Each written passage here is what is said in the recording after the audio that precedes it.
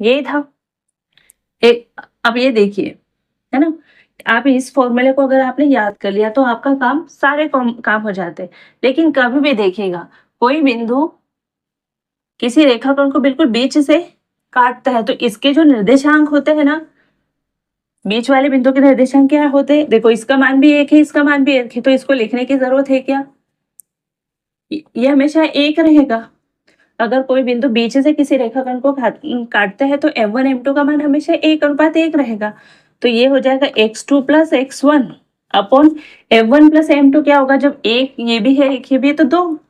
तो हमेशा आपका फॉर्मूला, जब कोई बिंदु किसी रेखाखंड को मध्य बिंदु पर काटता है, यानी किसी रेखाखंड के मध्य बिंदु के निर्देशांक के लिए फॉर्मूला ये होगा x के लिए, और y के लिए फॉर्मूला क्या होगा? m1 1 हो जाएगा, तो y2 + m2 भी 1 हो जाएगा। y1 अपॉन m1 + m2, 1 + 1 क्या होगा? 2। तो हमेशा आपको मध्य बिंदु के लिए निर्देशांक के लिए ये फॉर्मूला मिलेगा। ठीक है, अब इसको वैल्यू पुट करेंगे आप, तो x का मान क्या है? x किसका है?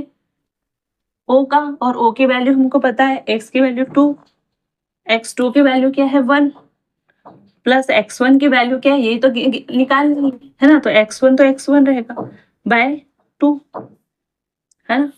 इधर देखो, y की वैल्यू क्या है? -3, y2 की वैल्यू इधर से 4 प्लस y1, यही तो ज्ञात करना है, बाय 2।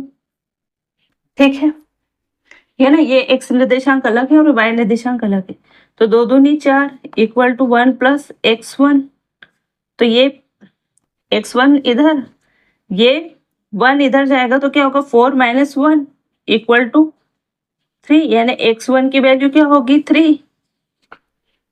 ठीक है, अब ये क्या होगा? -2 का ये 2 का मल्टीप्लाई -3 से होगा तो -6 = 4 प्लस y1। ठीक है, y1 को इधर रखो, ये 4 है, ये इधर से इधर गया तो ये -6 था, और ये 4 प्लस का इधर जाके -4 हो जाएगा, तो क्या होगा? -10, यानी y1 की वैल्यू क्या होगी? 10। तो इस बिंदु के निर्देशांक क्या होंगे? 3, यानी x1 की वैल्यू, और -10 यानी y1 की वैल्यू। तो इस